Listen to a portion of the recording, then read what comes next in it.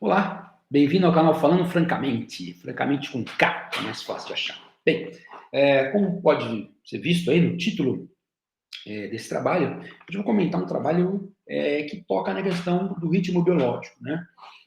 Então aí isso me lembra, fazer justiça aqui até meu orientador. Meu orientador, ele tinha o apelido de GG, era um cara de gente boníssima, e infelizmente ele faleceu num acidente pedalando, né? Isso aí, em 2005, há bastante tempo atrás. Mas por que eu tô lembrando dele?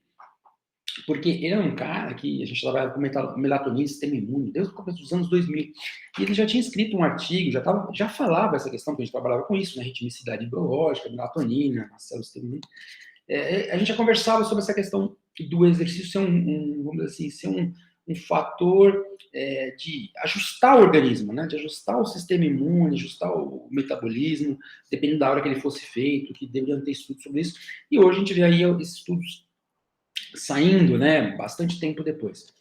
Então, particularmente nesse caso aí, né, o título do trabalho é o treinamento físico promove adaptações metabólicas superiores quando é realizado na tarde em comparação à manhã em indivíduos metabolicamente comprometidos, né? Então, nesse caso desse trabalho aí, esses indivíduos, na verdade, é um negócio muito bacana esse trabalho, olha que interessante. Este Brown Browers, aí, que é o segundo autor aqui, nesse caso aqui, ele já tinha publicado um artigo em 2017 e outro em 2018 com essa população aqui, tá? Mas olha que interessante como a ciência agora acontece, né, constantemente nessa questão do laboratório.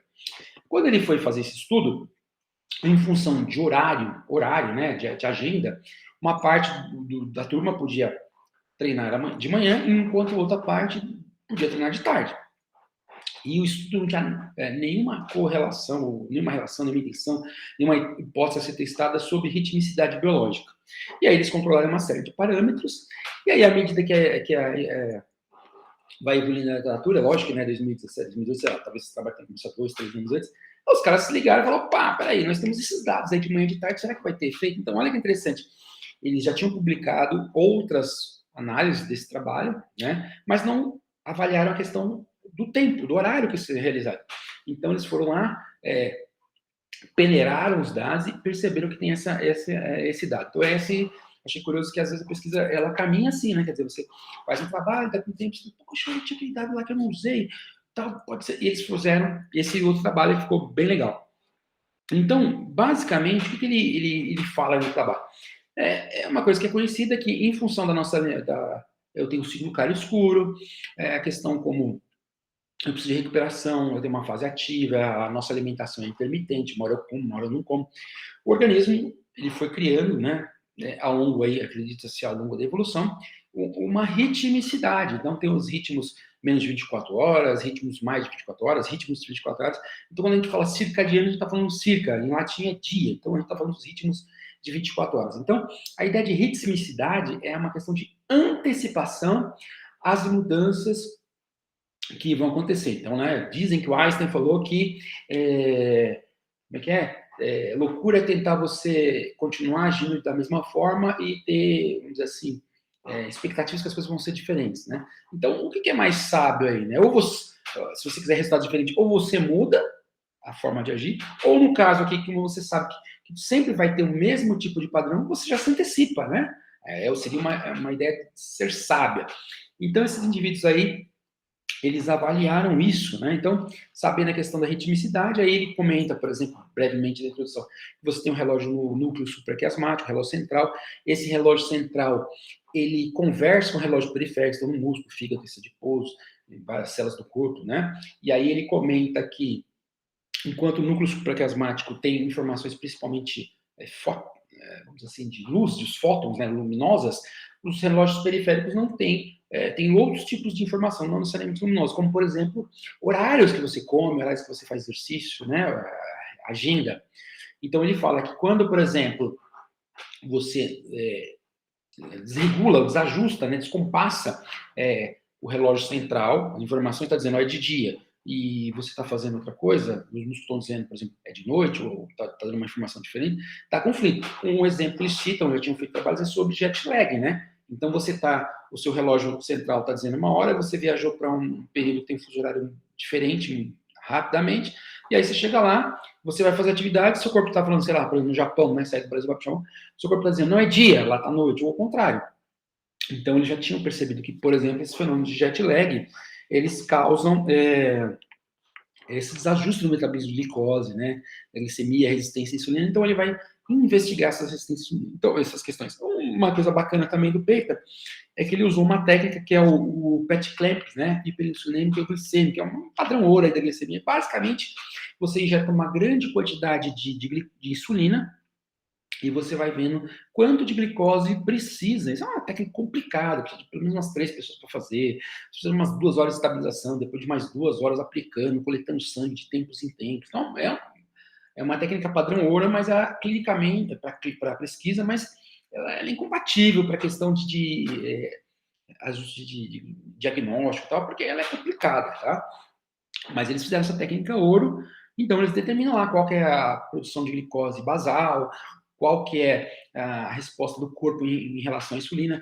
Então, por exemplo, basicamente nessa metodologia, quanto mais glicose você precisar para manter a glicemia, é porque a ação da insulina está mais sensível. Se você não está usando muita glicose, é porque o tecido está resistente, tá? Basicamente. Então, aqui ele coloca uma tabela, né? Então, você vê que, conforme o título, eram indivíduos metabolicamente meio comprometidos, né? Então, indivíduos com diabetes, indivíduos com esteatose hepática não alcoólica, alguns indivíduos obesos, a idade aqui, média dos 58 anos lá.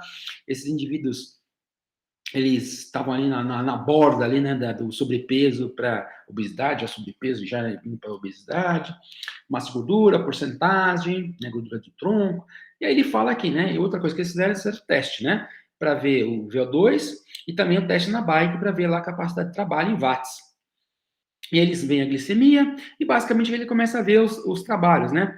Isso aqui é a produção basal de glicose, o desaparecimento da glicose, a oxidação da glicose, o efeito que a insulina tem quanto que ela suprimiu os ácidos graxos circulantes, porque a insulina a gente não pode esquecer que ela é um hormônio lipogênico, então ela atrapalha a oxidação de gordura, a mobilização de gordura, né?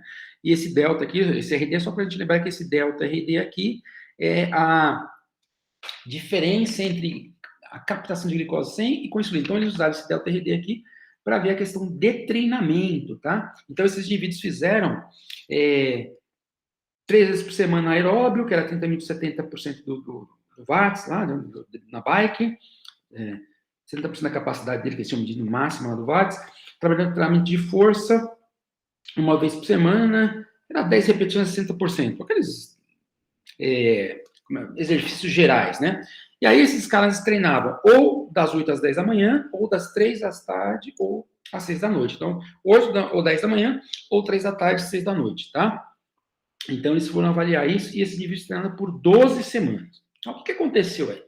Então, olha aqui, esse negócio aqui que é a questão, né, da utilização de glicose mobilizada por insulina. Então, eles mostraram que quando você treina de tarde, você utiliza mais glicose, utiliza mais glicose para manter a glicemia, ou seja, o tecido está mais sensível. Então, os indivíduos treinaram, né? Então, ele coloca aqui a MPM, né? Os indivíduos que treinaram de tarde precisam de mais glicose para manter a insulina, né? Hiperglicêmico hiperinsulinêmico e glicêmico. Então, numa maior taxa de insulina, você precisa de mais glicose para manter a glicemia constante ali, normal. Então, eles usaram mais glicose, mostrando que o tecido, né, tecido adiposo, músculo se infere, tecido adiposo, músculo elétrico estejam mais sensíveis. Aqui, oxidação de carboidrato, utiliza-se também mais carboidrato com tecido. Isso não leva a captação desse carboidrato, parte do glicogênio, parte vai para o tecido adiposo, e parte é oxidada. E olha que interessante aqui, eu acabei de falar que a insulina tem um efeito supressor da oxidação de ácidos graxos, da mobilização, você vê o efeito supressor. Então, são índices aí mostrando que a insulina está mais sensível. E aqui, né, desses vários tópicos, sugerindo aqui, então, aqui, né, só tabelado, que a gente acabou de ver aqui, ó, supressão dos ácidos graxos do plasma é maior aqui nos caras que treinaram à tarde, você vê aqui, né, o resultado é maior, a supressão deles. O delta, né, o delta que é aquilo que eu falei, que é a captação de glicose estimulada por insulina em função do treinamento, é maior também quem treinou de tarde, treinou no PM. tá, né, que daqui está 20, aqui a diferença é maior do significante, e a oxidação de carboidrato, 10 minutinhos, perdão, a oxidação de carboidrato também foi maior. Então, o que eles mostram aqui, né, entre várias coisas, aqui, ó, a outra coisa que eles mostram também, que quem, interessante, ó, além da melhoria metabólica, eles mostram que quem treinou de tarde teve um aumento significante, né, em relação a quem treinou de dia, em termos de watts, né, da capacidade, e do VO2 também, tá? E aqui, ó, outra coisa que ele mostra é que as pessoas que treinaram à tarde, e nessa população, teve uma redução delta percentual maior da gordura, né? Então, aqui é o que eu falei da performance, o aumento da performance aqui, e teve um delta percentual de redução de gordura maior. Então, aqui ele faz um resuminho, ó. Então, de vários pontos chaves, né?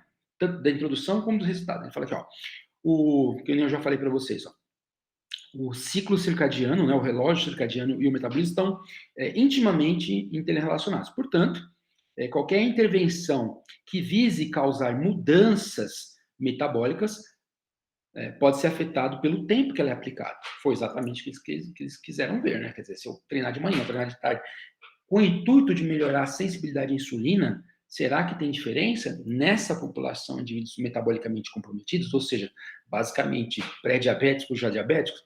E aí ele fala aqui, ó, o treinamento físico é uma estratégia que a gente já sabe também, né, de primeira linha para melhorar a sensibilidade à insulina nos humanos, e aqui nós comparamos efeitos metabólicos os efeitos metabólicos de treinar de manhã e tarde em indivíduos metabolicamente comprometidos. Também falei isso para vocês.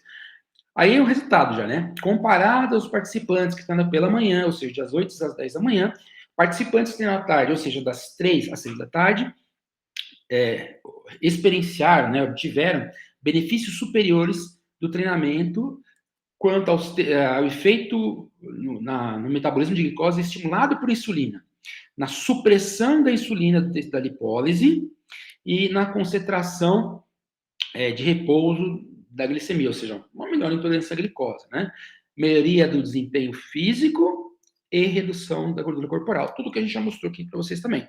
Além disso, o treinamento de tarde também tendeu, né, embora não tenha dado uma diferença estatisticamente significante, a ter um efeito superior na produção basal hepática. Ou seja, porque o diabético, em função de toda aquela resistência à insulina, ele fica produzindo glicose pelo fígado, via gliconeogênese, aquela coisa toda, que é ruim para a glicemia dele. Então, embora não tenha dado um efeito aí, houve uma tendência de que as pessoas que treinaram 12 semanas, de tarde, quase que teve um resultado significativo de dizer assim, ó, além de tudo que elas observaram, elas também estariam produzindo menos glicose para o fígado, ou seja, mais um fator que ajudaria no controle glicêmico delas. Por fim, ele conclui, os nossos achados sugerem que treinar, né, o horário de treinamento é crucial quando pensa em melhorar o estado de glicose em indivíduos metabolicamente comprometidos e que o resultado de tarde pode ser ótimo em relação a treinar de manhã. Então, gente, essa é a ideia do vídeo, mas existem já outros artigos, né, sobre força, potência, etc., que eles dão pico, por exemplo, à tarde, como final da tarde, começo da noite. Então, uma área interessante. Então, embora hoje a gente não discuta tanto assim, né, no sentido, o que é melhor? Melhor é treinar. Agora, posso escolher um horário para treinar? Posso. Talvez daqui a um tempo a gente possa chegar à conclusão de ter uma recomendação de, tal horário do dia para você treinar é melhor. Então, e é curioso, que interessante, só uma coisa que eu lembrei aqui, que, por exemplo, no caso do músculo esquelético, a remoção, então olha só, remoção sem treinamento normal, basal, de glicose do músculo esquelético é maior pela manhã, isso, ritmicidade biológica. Então, já é normal que de manhã a musculatura utilize mais a glicose, tá? Faz esse clearance. Então, quando a gente vai fazer esse tipo de trabalho em indivíduos que não são metabolicamente comprometidos, será que vai ser a mesma coisa? Mas, de qualquer forma, aqui mostrou que para metabolicamente comprometido, é melhor à tarde nesse trabalho. Então, eu tenho alguns outros trabalhos aí, onde eu provavelmente vou fazer outros vídeos sobre mecanismos de ritmicidade biológica, qual é o mecanismo, quais são os genes, tem muita coisa bacana sobre isso, tá? Eu quis trazer isso inicialmente, porque ele é mais simples, é um bumigão hoje, pra você não ficar muito tempo aí, eu já falei demais. É isso, espero que tenham gostado do vídeo, deixa o like, chama os seus amigos aí para participar do canal Falando Francamente com K. Até mais!